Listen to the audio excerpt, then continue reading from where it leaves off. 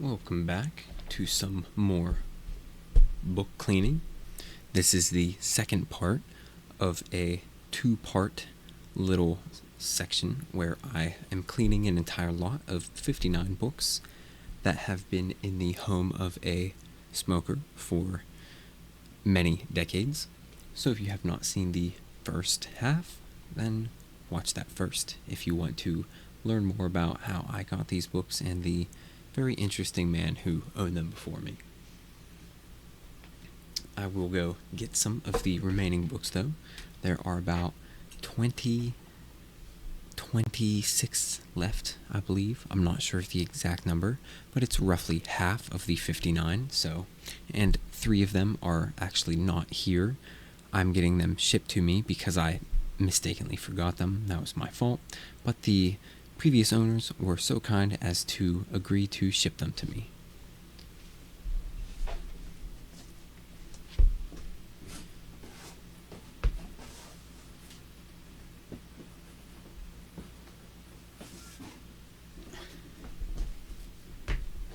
Here are the next 5 books.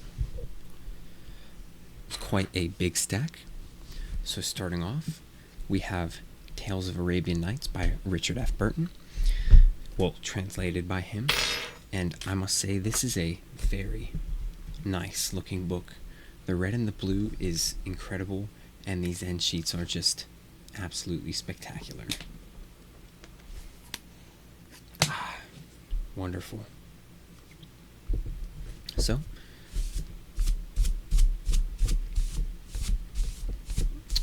we'll get to dusting. Wow, a lot of cigarette dust came off of that one. I'm not sure if it's actually cigarette dust. Of course, I'm assuming you already know about the very nice man named Jerry who owned these before me and everything that I said about him.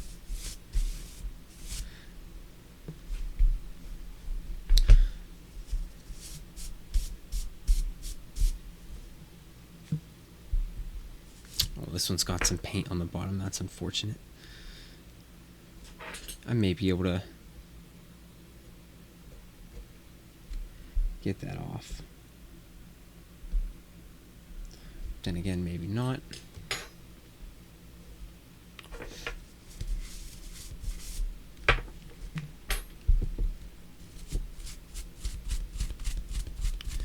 The dust does get quite caked in there underneath the headband. As you can see, the gilt on the bottom is very nice and shiny, of course. The gilt on the top, I don't know if you can notice, it seems it's a little tiny bit faded. I wonder if the dust ever so slowly wears it down or it gets like permanently stuck to it and just makes it lose a little bit of that shine. But this is a wonderful condition book. I mean, that is amazing. And of course, we need to fix these bookmarks, as I explained in the sorry about that little startle. As I explained in the previous part, they can potentially damage the books if you leave them sandwiched in between the pages, so I like to put them in the covers like that. And I'll set these ones on this side. Perfect. Eugene O'Neill's Plays. I've never heard of this book either. You can see the top edges of these are very dusty. If I take this and maybe you'll see some dust kick up if I just do that. Not really. Most of the dust, maybe if I do it down here. I don't know, I can't tell if it comes up on the camera at all, but it certainly kicks up a big cloud of dust here, so. And it does leave quite a bit on the table. Sorry, the desk. I don't know why I just misnamed my desk as a table. I guess they're mostly the same thing.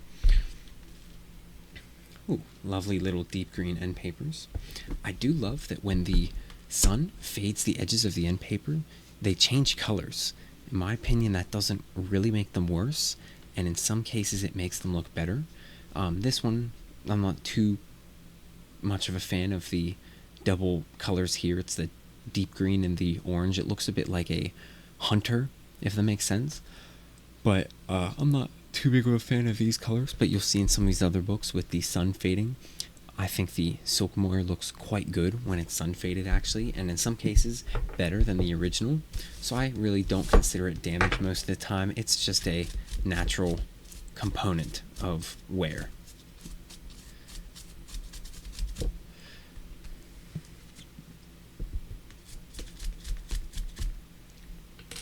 If you don't mind, I'm going to raise the camera up a tiny bit.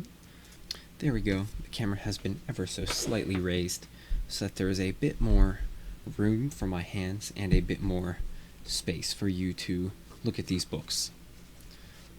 You can see a little more of them in frame at once.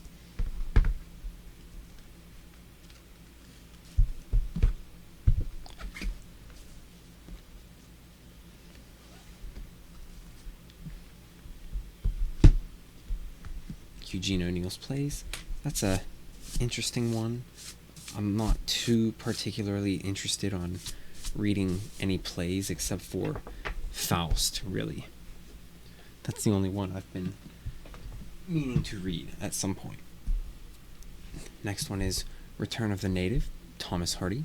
I actually have this sitting over there on my shelf in Easton Press format.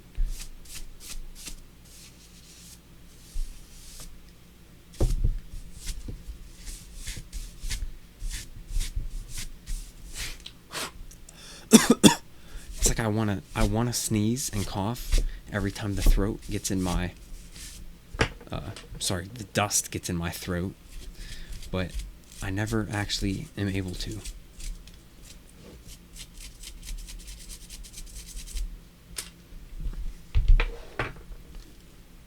And I won't need the eraser at all for this. There's no pencil marks or anything like that in these books.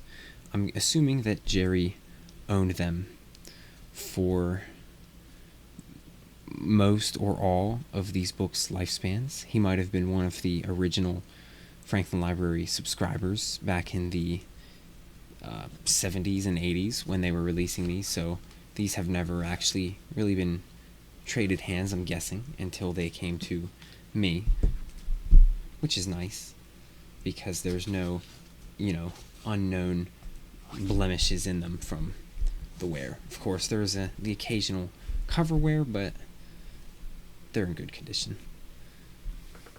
Amazing condition, even. This one's got a bit of a faded bookmark.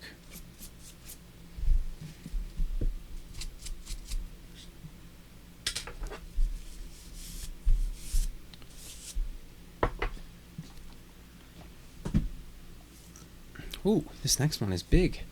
The Confessions of St. Augustine. Look at that book. It's a very wide book. Oh my. Those are. Oh. Oh. Hold on a second. Wow. Oh. This has got some luxurious paper. Look at the foilings inside of this book. I don't know whether this was some super special book or something, but that paper feels, it doesn't feel like super, dense quality cotton rag paper, but it's very nice. And the end papers are this thick cardstock. Look at that striking magenta. That's beautiful. I don't know what the Confessions of St. Augustine is about, in all honesty.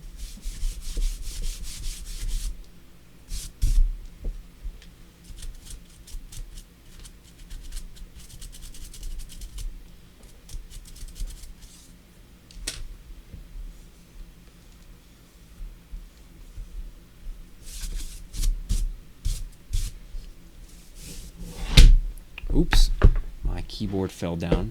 I have it propped up against the wall so it's not in frame. And it gives me a bit more desk space as well. Oh. The gilt on this one is a little bit worn. That's not dust on there. This is a very nice looking book on the inside. I'm not too sure what why this one is so different. I've never seen any Franklin Library book like this one, but that's neat. Huh. The leather feels different as well. I'm not going to say it feels nicer, but it feels different. It's interesting. The Education of Henry Adams. I'm quite disinterested in reading this. It doesn't seem too interesting at all. I think it's a biography of Henry Adams.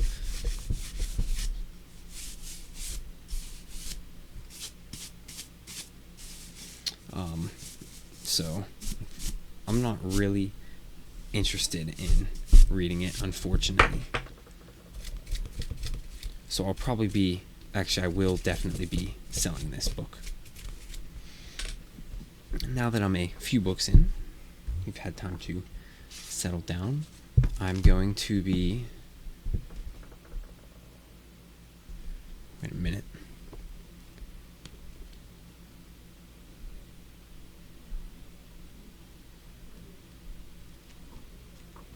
Okay, never mind. Sorry, I was thinking for a second.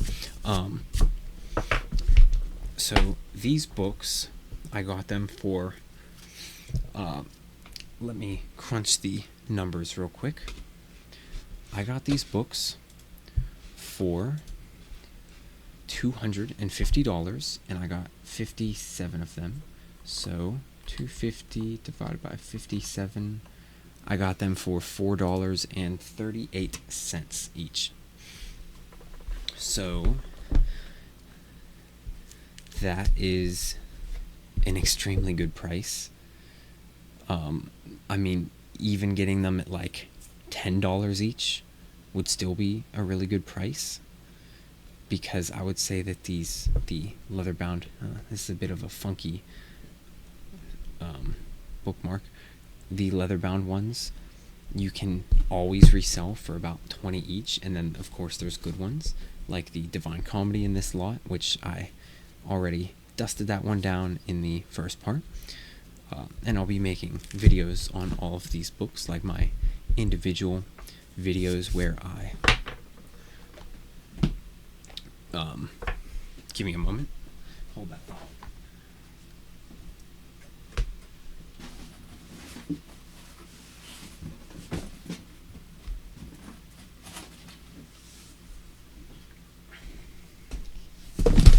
Oops.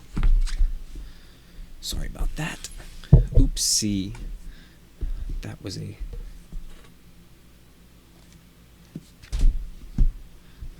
Well, that was a... Scattered my stuff everywhere. Okay. So, the better of the books, like the Divine Comedy... Oh, that's not where I was.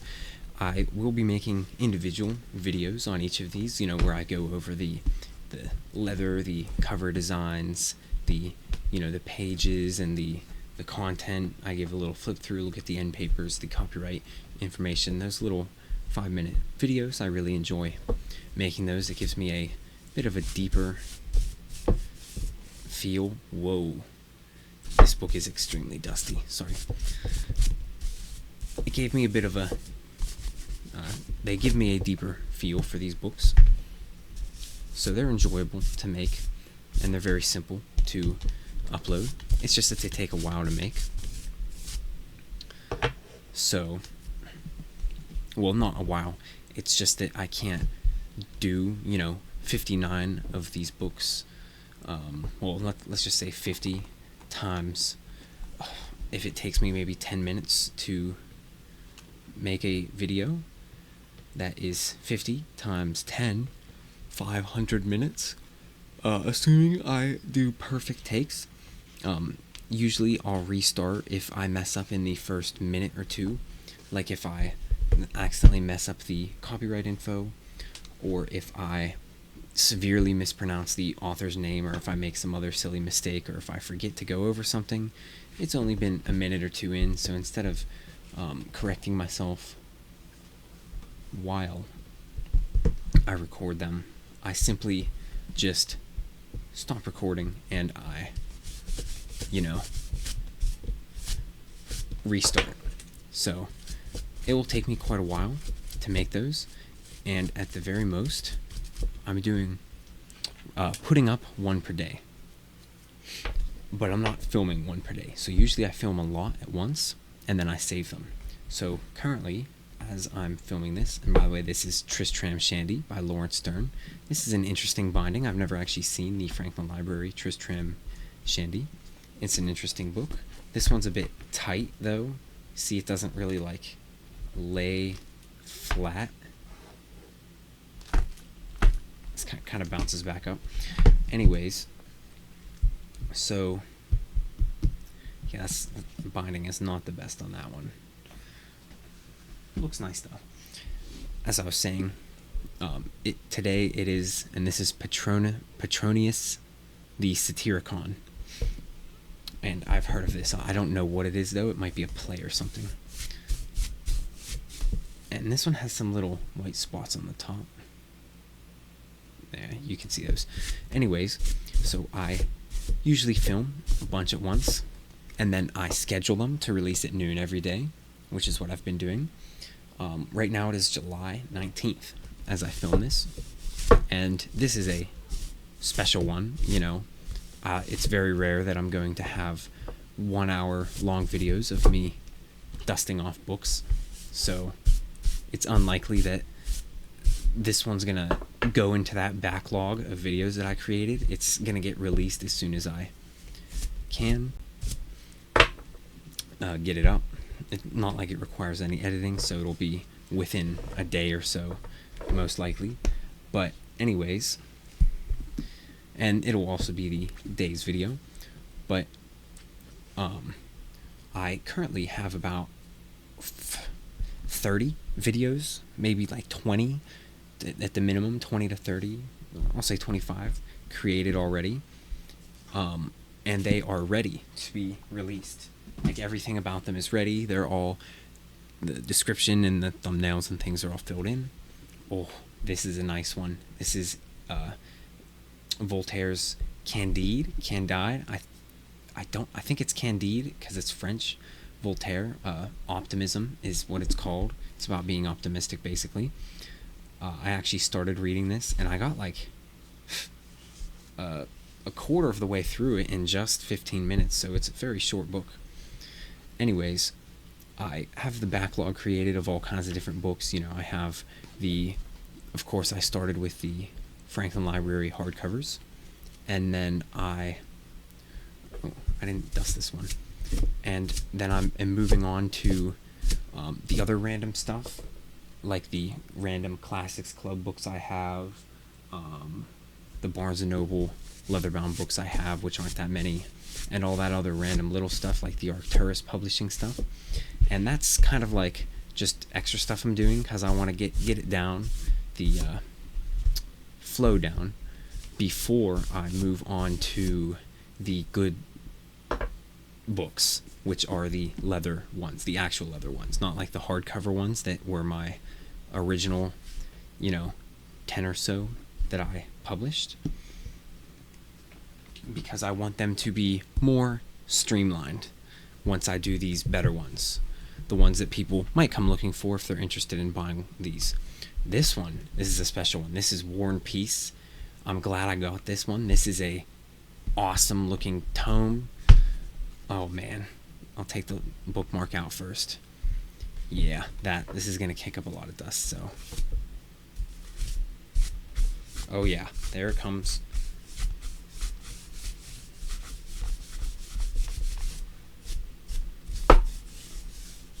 So I have the backlog created, and I will have to put the video of my shelf tour up.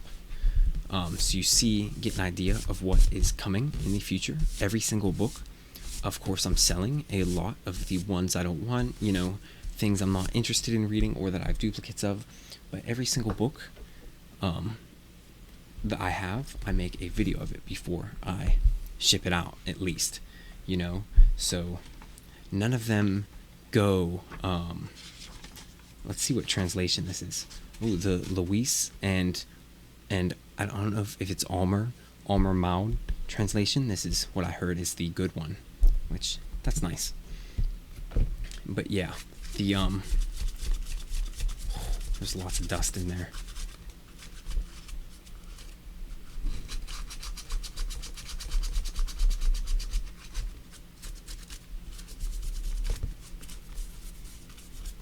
So I have a ton of Franklin Library leather-bound books and a ton of Easton Press leather-bound books. And those ones, there have to be multiple hundreds of those. And those are all coming in the future. It's just that I'm starting off with the kind of the less interesting books just to get the feel down of how I want the flow of each video to go. So right now I have a backlog of about 40 that need to be published. Ooh, so done with War and Peace. That is a big and very incredible book. I don't know. I already have the Easton Press one, so maybe I'll compare them or something. But that's pretty nice, and it's huge.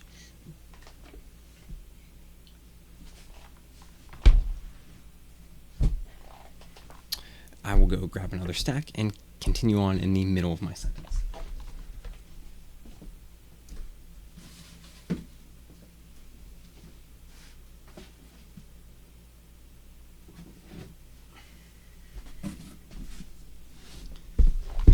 Here's 5 more. So, as I was saying, those will be released day by day until I think about July, the end of July. So 10 more days or so, they will come out continuously every day. This is, I don't know how to say his name, but I'm going to say this is Thucydides,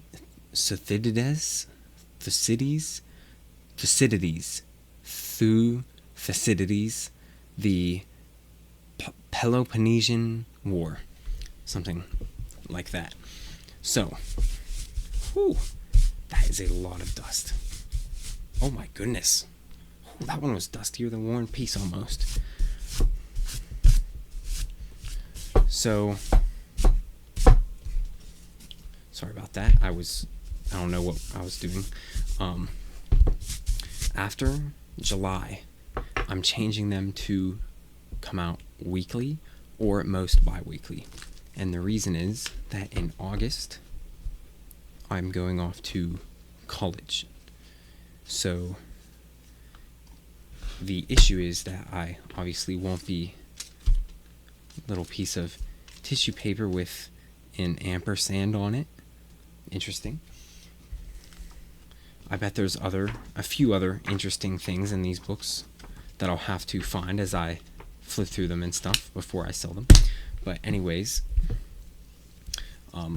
once I'm at college, of course, I won't be able to release things super fast. I won't, I could technically, but if I do that, then at one point they're just gonna completely come to a halt. And then there just won't be anything for months. Well, almost a year basically, until next summer would be the minimum time. Maybe over one of the breaks there might be extra time or something, but I'm planning to just create a large backlog and then set them to come out bi-weekly or weekly, and that could last for honestly the whole time that I'm attending college, basically, which would be 4 years, which is a long time that now that I think about it. But there are a lot of books in here. But even then, releasing daily, I would go through them all and I'm not too sure how many they are, but I'm going to say at the very most a year. It's probably around 200 days and I would be done, which is not even 1/4 of my time, right? So if I go weekly, it'll be 50, 52 a year. And if I do bi-weekly, it'll be 100. So that'll be, I could get 3 years, 300, which might be pretty good. I don't think I have 300 books here.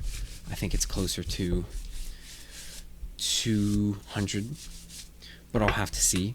Of course, over the course of August, before I leave, I will film for every single book that I have in here, and I'll see how many I have, and then I'll plan the schedule ahead of time so that the people who are interested can continuously see stuff instead of getting a bunch of stuff dumped on them at once and then nothing for a long time, if that makes sense.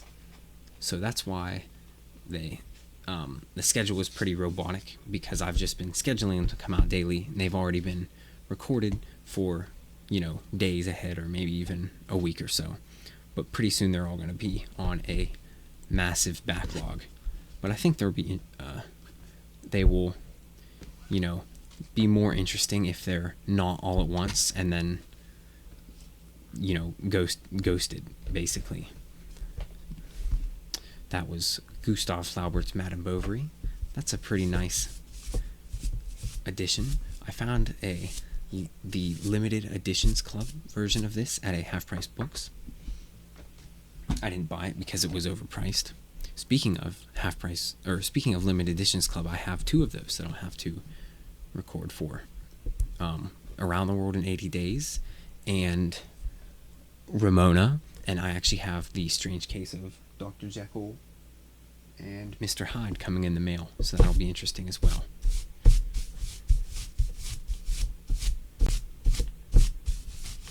Oh, this is Fyodor Dostoevsky's Crime and Punishment. Oh, and Jerry actually recommended Russian authors a lot too. I forgot about that. He said he might have said the Brothers Karamazov. I think he said Crime and Punishment specifically, and then War and Peace were both extremely good. The Russian guys he recommended highly. Anyways, yeah, that's how the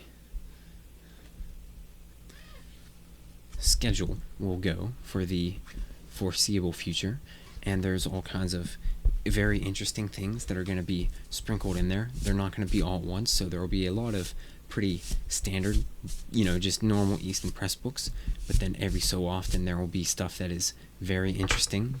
Like there will be I have these super huge Don Quixote books. They're quite expensive as well. Not that matters for the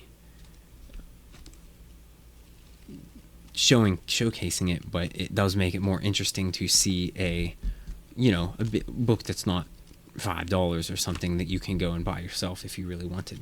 Something that's a bit more rare is a bit more interesting to watch a video on, and especially if you're considering buying it as well. So there's interesting stuff like that. I have an oversized Don Quixote illustrated by Gustave Doré, an oversized Divine Comedy illustrated by Gustave Doré, an oversized Bible illustrated by Gustave Doré. Don't ask why I have so many Gustave Doré books. That's a quite nice Crime and Punishment. But yeah, that is some of the interesting stuff that will be coming.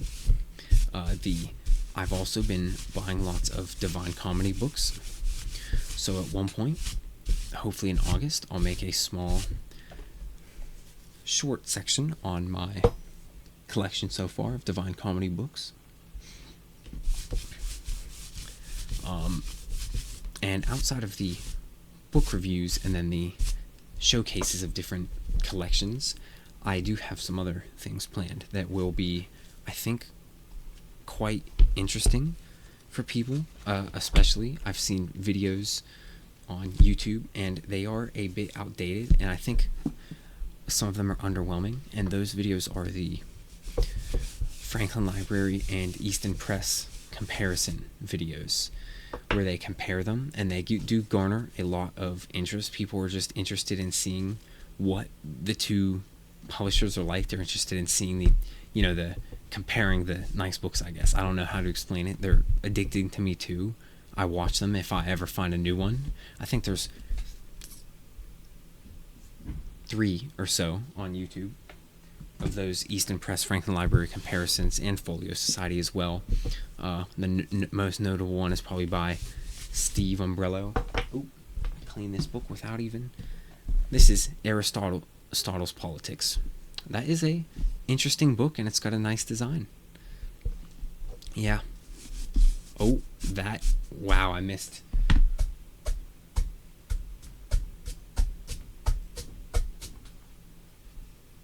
sorry, I had to dust off the brush. It was getting very dirty. So, anyways, I'm gonna make one of those, and I have one plan that will definitely do it justice. It'll be much more in-depth and accurate than the others, because I've spent since January, I would say, the book, my interest in the sort of leather-bound books has been focused on Easton Press and Franklin Library since January, and then it eventually grew to include Folio Society, but then it also grew to include Fine Press, which I can't afford, but I still find very interesting.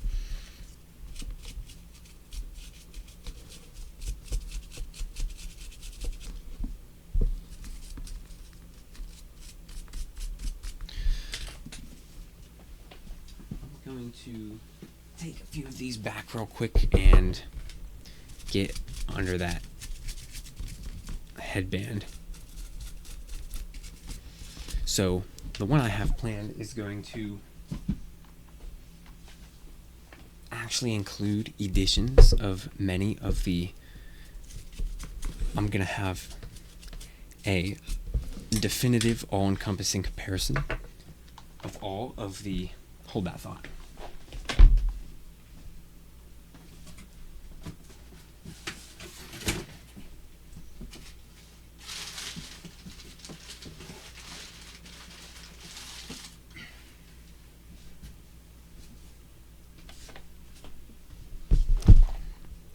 Here's 5 more books. I'm going to create a definitive comparison of the Franklin Library and Easton Press. The comparison to end all comparisons. It'll be the most accurate. It'll include a lot of examples and a lot of detail.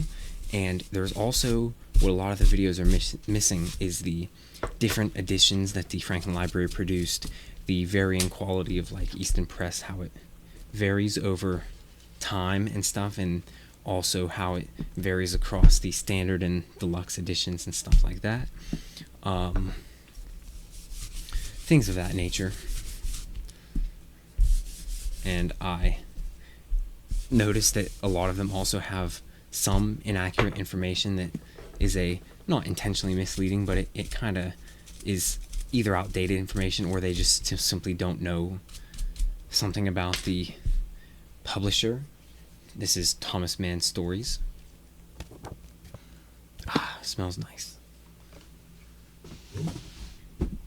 So I'm going to be clarifying all of that, basically. More about the quality of the books themselves. That's the most important part, of course. A little about the history of them, which I actually do know quite a bit about now as well. How Easton Press got its roots and stuff, and how it is, related to the Heritage Club, which is related to the Limited Editions Club, which are the George Macy companies. It's got a good bit of history. This is Ulysses by James Joyce, the only book that Jerry did not like in his whole collection. So that's quite interesting. Ooh, the end papers are quite faded.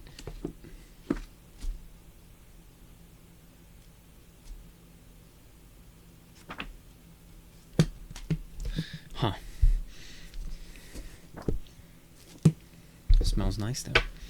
So I'm going to make a definitive comparison of those, which I think will be good. And another thing is I'm going to be comparing Easton Press and Franklin Library. This is Bacon's Selected Writings, Francis Bacon specifically, I think. I know, because I think I flipped through this book. Yeah, Francis Bacon.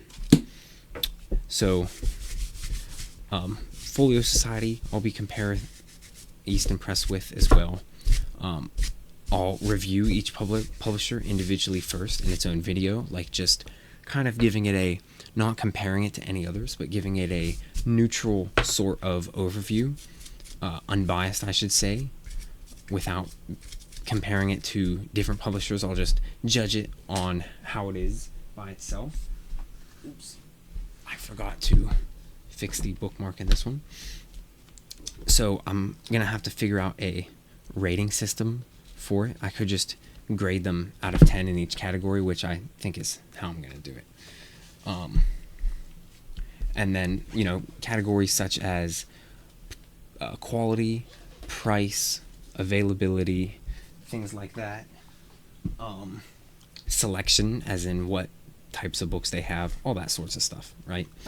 So I'll be doing that individually for each publisher, and I'll also be including a lot of smaller publishers that most of the 2 people watching this right now, probably 0 actually, if I'm being honest,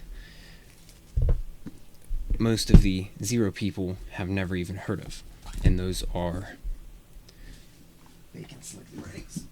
those are presses like they're not fine presses. Ooh.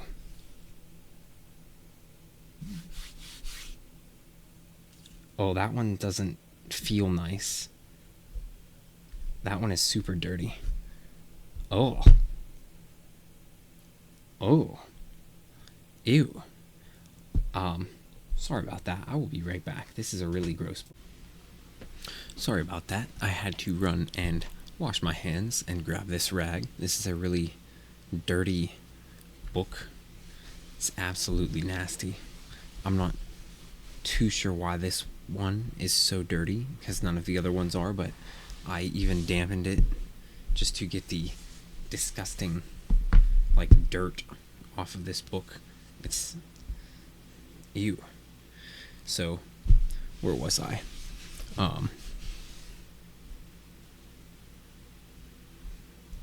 As I was saying about the publishers, I'm going to be reviewing some other leather bound book publishers, not fine publishers, but nice book publishers that you don't really find anything about on YouTube.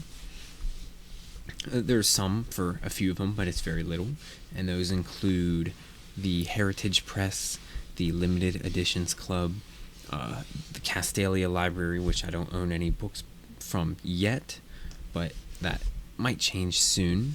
It's just that they are quite expensive, and it's hard to find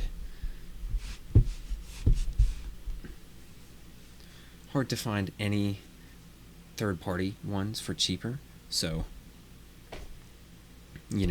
but Castalia Library, there's Griffin Books, which it's spelled weird. It's like G. It might just be spelled how Griffin is supposed to be spelled, actually. I can't quite remember. But a person who commented on one of my videos mentioned it, and I've never heard of it, and I looked it up, and it was pretty interesting looking, so I'll have to look at them as well. In fact, I have a list here.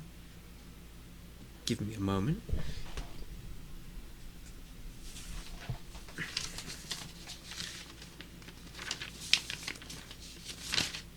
Here we go. Here's a list of all the potential publishers to review: Easton Press, Franklin Library, Folio Society, Arcturus Publishing, which I have one book video released for them. They're not really a nice book publisher, but they're very well made, and they're cloth bound, and they're cheap. You find them at Barnes & Nobles, you find them at Half Price Books, online for super cheap.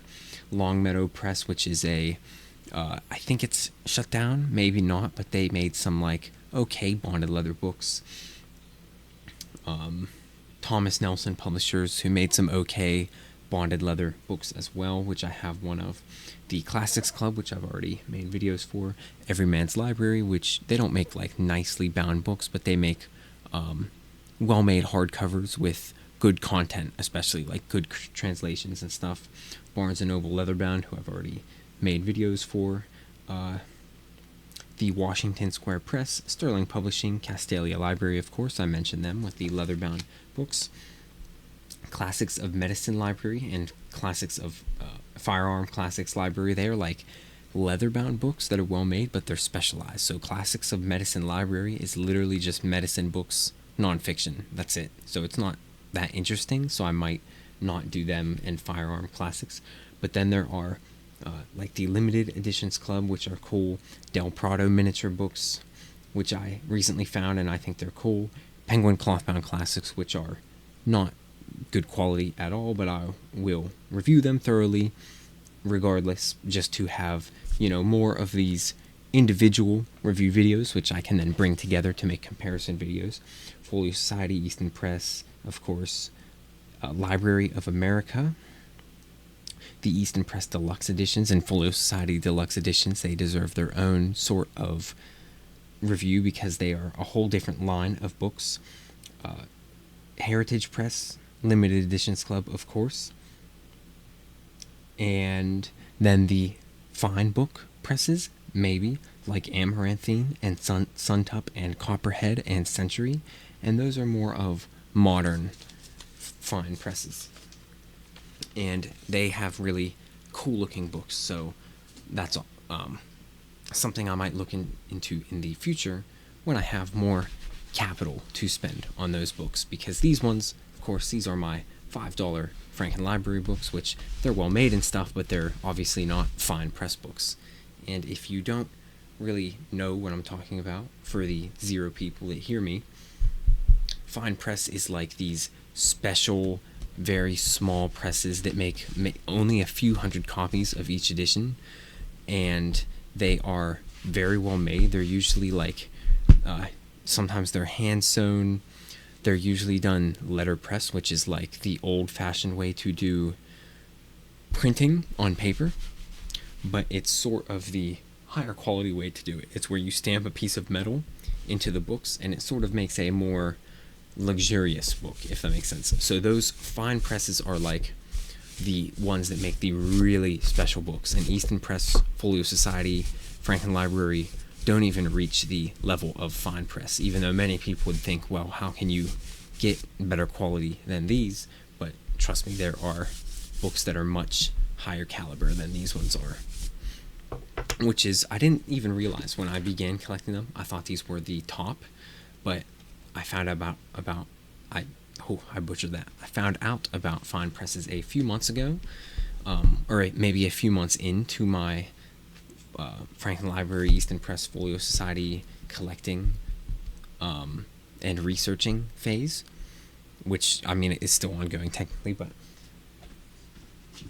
that was, by the way, that was Nana by Emile Zola. This book does not feel nice at all. Like, I don't want to touch it anymore, so. But once I found out about those presses, I thought, wow, these books are overpriced, but now I realize they're basically artisan books, if that makes sense. These are sort of premium books made for mostly normal people. I mean, if they're used, I would say any normal person can afford them, because honestly, these books are as cheap as getting new hardcovers from Barnes & Noble, which can go up to like $30 and insane prices nowadays.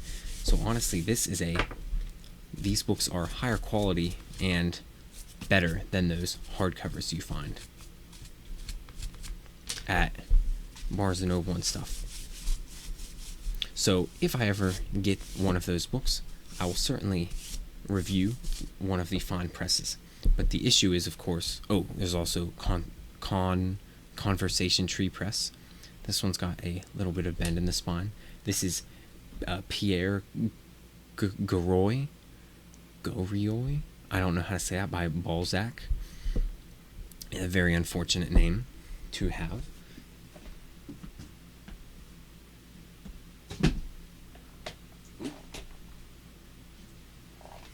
But I'll definitely make reviews for all of the cheaper, like, nice book publishers, but the fine press publishers, that will be to be seen, to be determined, basically. Let me grab some more books.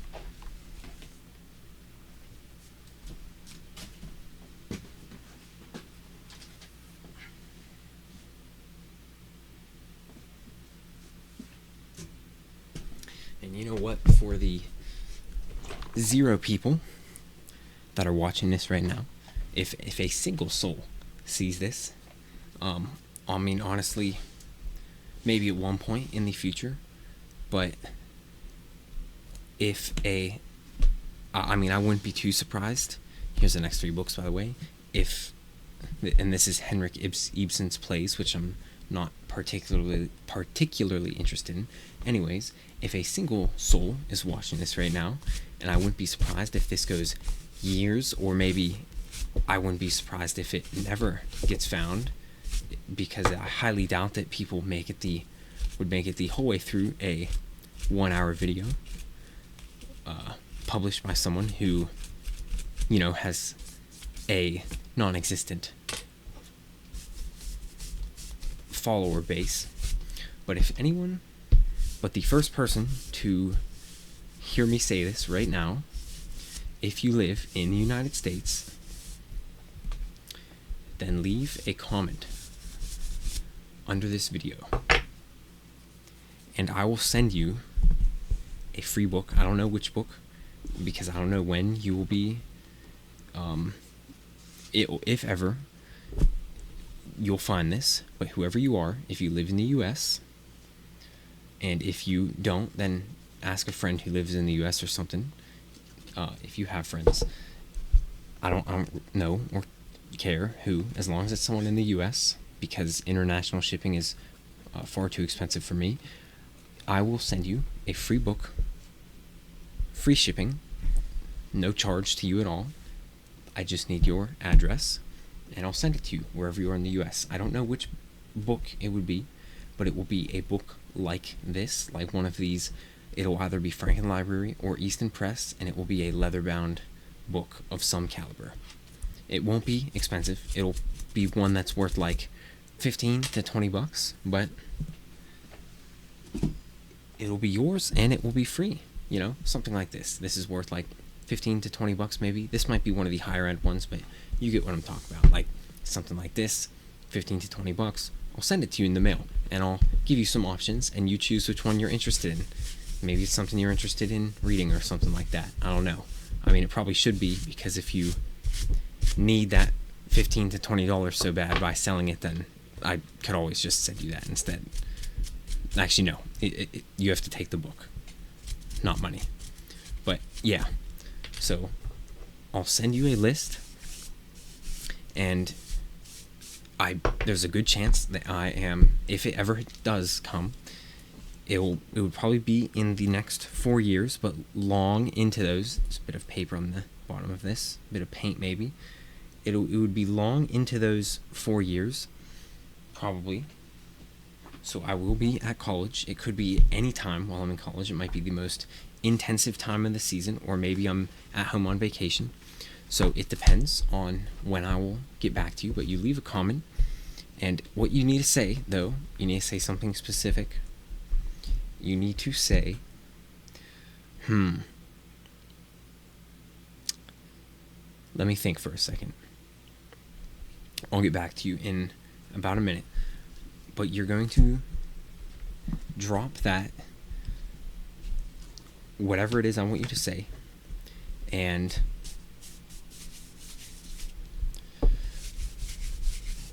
I got it. The quote from the Divine Comedy, and I will pull it out, but it would be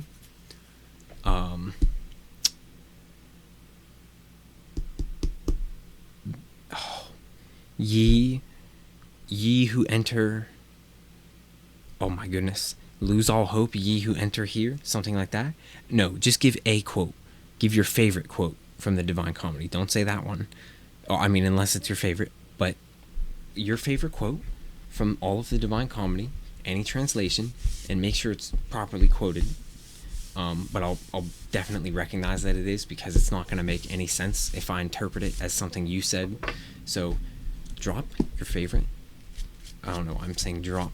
Just type out your favorite, or copy and paste, I don't really care. Favorite quote from the Divine Comedy. This is Six Tragedies by Jean Racine, by the way. Dante Alighieri's Divine Comedy. Favorite quote from any canto, and quote it and say that it's from, Dante's Purgatorio, or Dante's Divine Comedy, something like that. And I will know, right? And I will message you, and you will get yourself a free book. And no, it won't be the Divine Comedy, because those are the Franken Library, Easton Press. One of those are way too expensive, especially Franklin Library. And I actually don't even have the Easton Press one. You'll get some book, not the Divine Comedy, though. That's what you got to do in order to claim it, though. And the offer is only good for one person. So it's whoever... Oh, wow. This book, this smells amazing. I don't know what they did to this one, but Jerry, you did something special to this book because this one smells great.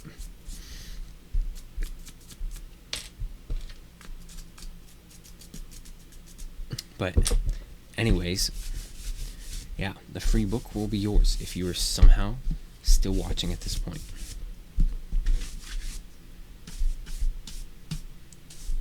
So, and if you are, then I thank you greatly, because honestly that means a lot to me that someone would choose to watch this 1 hour video of me cleaning a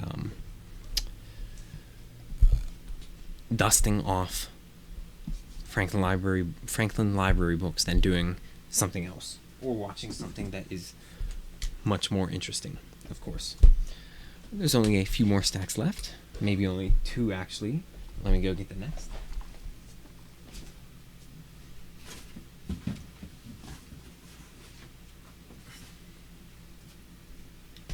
Yep, there's still one more stack after this. Oh, and I haven't been naming these books. That last one was Plato's The Republic. Beautiful looking book.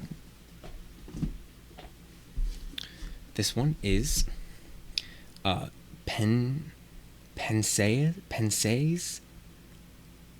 I'm going to say Pensees by Blaise Pascal. I've never heard of this before, so I have no clue what this is. But yeah, if you have... Oh, could use the eraser on this bit of... Maybe.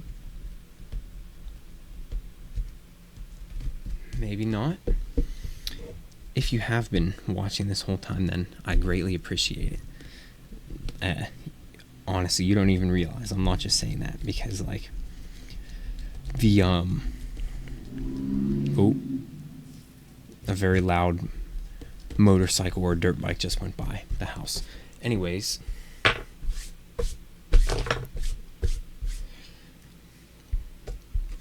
the fact that someone chose to spend their time watching this, and if you clicked off in the first 10 minutes, you wouldn't be hearing this, but I'm not offended, of course. That's what I do with most videos, except there are some very relaxing 1 hour long videos that I just sit and let play. Ooh, very tight binding. Ooh. But yeah, I greatly appreciate that you chose this over something else, so it means a lot to me. I hope you continue to enjoy the other shorter things that I have coming in the future, for the very long foreseeable future, constantly, every week.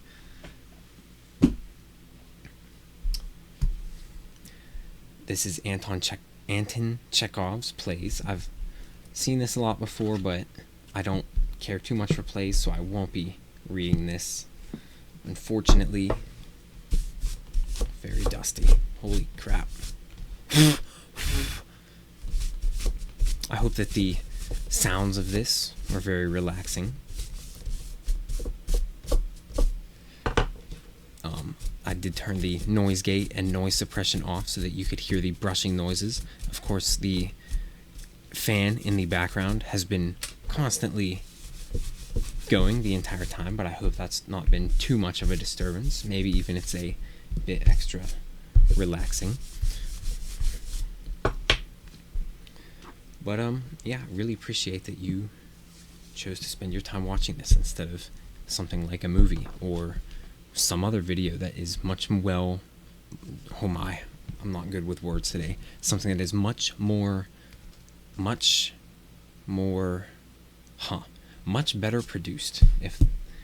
Got my point across. That's a nice looking book. The edges definitely, top edge has a little bit of something. But yeah. This book, I don't think this is real leather. This is like some weird bonded leather. Like, look at this. Because when I saw this there, I was thinking, that's a weird cover. I don't think this is leather. This is some other... Let me see. 1976. I don't see why it shouldn't be leather, but oh well. But yeah. Oh my goodness, cloud of dust every time. Once again, thank you to Jerry for allowing me to give these books a nice home that will appreciate them, except for the ones that are getting sold, of course. Pilgrim's Progress by John Bunyan. I've heard this one's not too interesting from what I've read about it.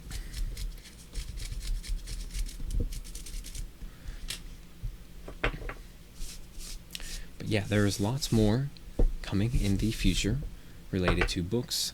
And as I read books, I'm actually going to be reviewing those myself too. I do love reading. I'm just very slow of a reader. I've always been one of the slowest readers in my class, but I like to think that it's because I like to take the time to visualize the different scenes, imagine, really feel what's going on instead of skimming and stuff. But I might just simply be a slow reader. But anyways, as I complete books, I will be giving a sort of a short review on them, similar to my actual book reviews, like my physical book copy reviews. Let me go grab another stack.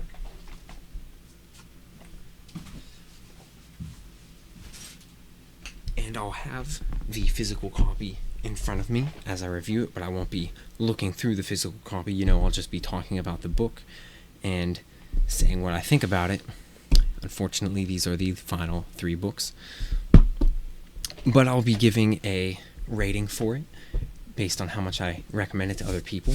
And I believe that I've come up with a better rating system for that, because whenever I read books, I actually have been writing my reviews already. I just haven't recorded any of them,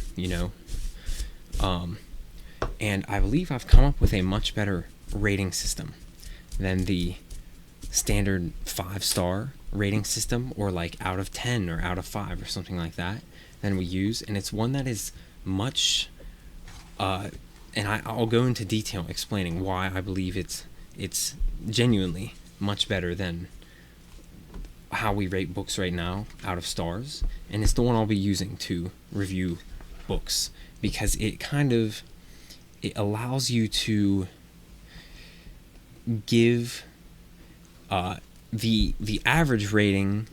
This is Fathers and Sons by Ivan Turgenev, by the way. Very nice binding though. It looks cool. It's like a cracked piece of black slate. The current way we review books, if you give a book anything less than like a 9 out of 10 or an 8 out of 10, people begin to see it just as a flawed book, if that makes sense. Like, they see, even though a 7 out of 10 is over half of the points, right? That should be above average, technically, a 7 out of 10. But people see that as missing, a third of the points, a C, basically. I think people subconsciously compare like star ratings and out of 5 or out of 10 ratings as grades. So if you only have a 7 out of 10, that's a C, which isn't really that good, and if you have a 5 out of 10, technically that's half the points, but in school that's an F. So when people see a 5 out of 10, they think, wow, this must be one of the worst books ever, even though a 5 out of 10 should be what the average book gets. So I've come up with a 7-point rating system, except technically 8, but I'll explain it once I get into that. My first one will be The Great Gatsby, and then currently I'm reading A Tale of Two Cities, and this is a Aeschylus. It's the Oresteia by Aeschylus. I believe that's how you say it. I don't think that was too bad. Yeah, the Orestia by Aeschylus. Nice little volume. It's very nice and compact. I'm gonna dust this one a bit more just to extend the time. So I think it is. I honestly do believe it is much better for rating books. So if you're interested, first will be The Great Gatsby, and then next will be A Tale of Two Cities once I'm done with A Tale of Two Cities. But I already am finished with The Great Gatsby, so I could actually hurry up and release. Well, not hurry up. There's no rush. I could go ahead and create that one, and then create one explaining the rating system I have concocted for books. There's a little white hair. This is the Stories of Guy de Maupassant.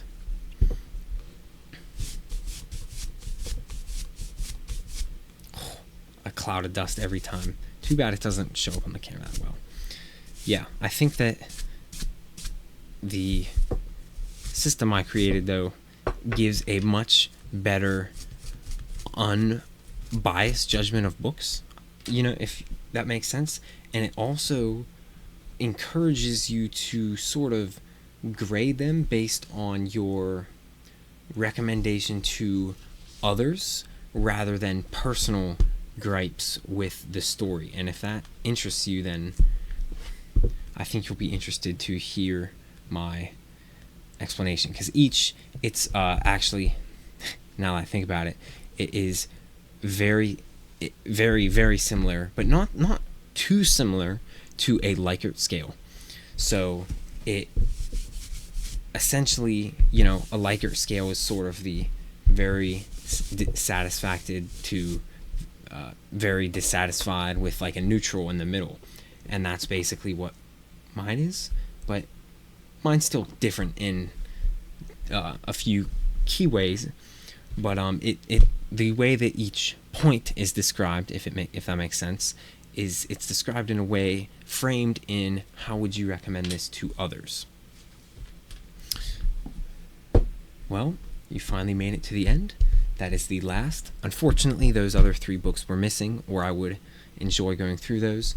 My left hand, for some reason, is super dirty. I'll have to wash my hands again. But that is all for these books. They are very nice condition, and I got a great deal on them. And of course, I'll have to spend the time organizing and shelving them all. But that's all.